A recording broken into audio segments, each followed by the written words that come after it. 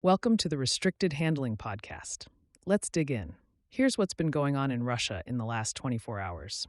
Remember yesterday when we said the Berlin peace talks were heating up? Well, turns out they just caught fire. The US, Europe, and Ukraine have now finalized most of the draft deal we talked about, that NATO-like security guarantee that's basically turning Ukraine into the most protected non-member nation in history. It's locked in at about 90% complete, and now the details are getting sharper.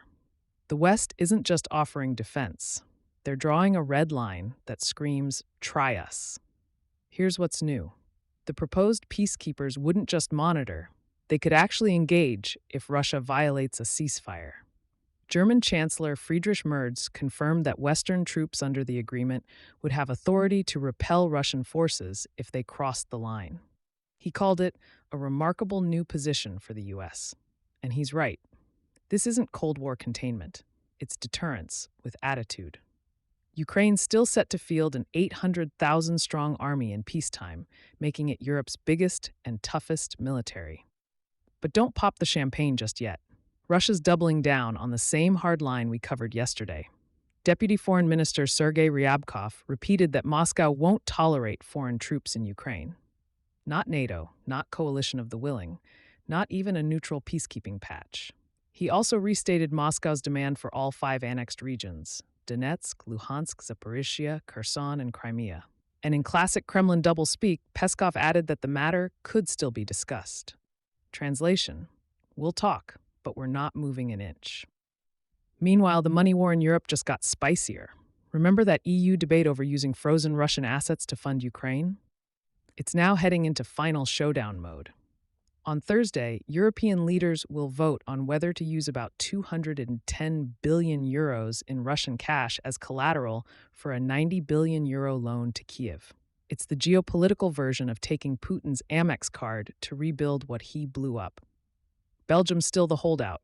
They host most of those frozen funds and want guarantees they won't eat the legal fallout alone. Germany and France are pushing to move forward, even if Belgium keeps hesitating.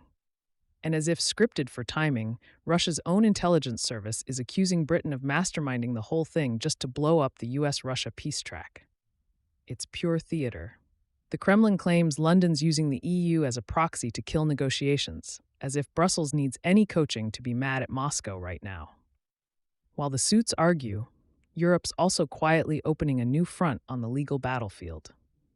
In The Hague, Zelensky stood shoulder to shoulder with 34 European leaders to launch an international claims commission. Its job? Process reparations for damages caused by Russia's invasion. 86,000 claims are already filed. The price tag, more than $500 billion. The symbolism's brutal. Europe just built the mechanism to make Russia pay. Literally. On the ground, the fighting hasn't slowed down one bit. Ukrainian units continue pushing near Kupiansk and Pokrovsk, grinding forward while Russian units dig in around Kostyantynivka and Zaporizhia. But here's what's changing. Ukraine's drone corps is now running the battlefield like it's a digital chessboard.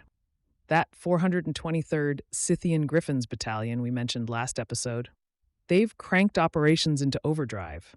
10,000 sorties a day. Their commander claims they're wiping out 1.5 Russian battalions a month. Even if that's a touch exaggerated, Russia's casualty numbers back up the scale of destruction. The problem is manpower. Ukraine's running low on trained infantry to hold the gains. One officer said bluntly, "We're out of infantry." That's not just exhaustion, it's a warning.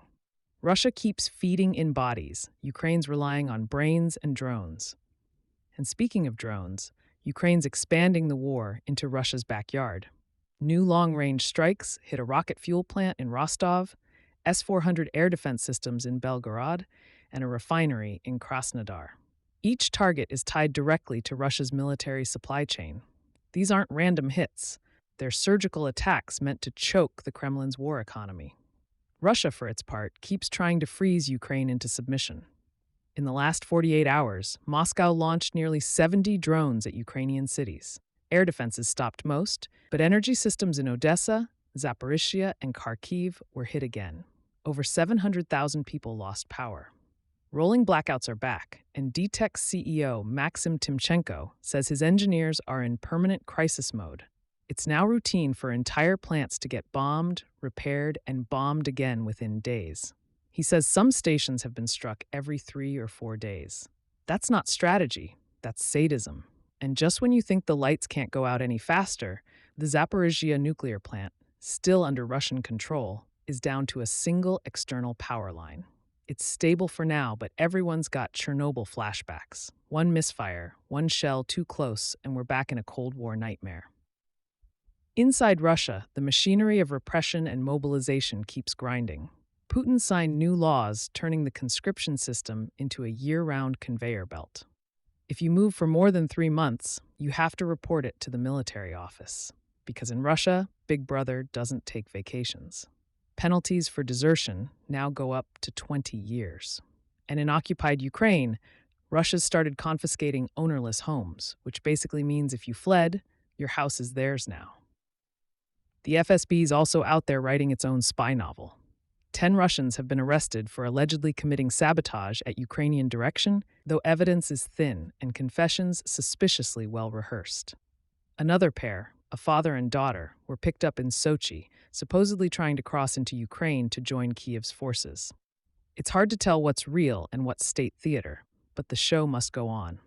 Belarus's Alexander Lukashenko is still trying to play peace whisperer, calling for a freeze from top to bottom, and telling an American TV outlet that Trump's push for a quick deal is the only thing standing between Europe and global conflict. He even called Trump a man of strong personality. You can practically hear him angling for a seat at the grown-ups' table. And here's one we didn't have yesterday. Amazon's security team just blew the lid off a massive Russian hacking campaign that's been quietly running since 2021. They traced it back to Sandworm, the GRU's cyber warfare unit. These are the same hackers who've hit power grids and election systems across the West. Amazon found they were targeting Western energy and tech firms by exploiting misconfigured routers and VPNs, sneaking in through the side door instead of blowing it open. Amazon shut down some of the active attacks this week, but the campaign's scope is huge. Moscow, of course, called it rabid Russophobia. That line's starting to sound like an auto-reply. Oh, and before we wrap up, one jaw-dropper out of South Africa. The government there is trying to get 17 of its citizens home after they were reportedly tricked into joining the Russian army. The recruiter, Duduzile Zuma Sambudla, daughter of former South African President Jacob Zuma. She told the men they'd be training as bodyguards, but sent them to the front lines instead. It's like something out of a bad Netflix docuseries, except it's happening right now in real life. Thanks for being a part of the RH community. Subscribe, leave a positive comment or 5-star review, and most importantly, help build our network by sharing this.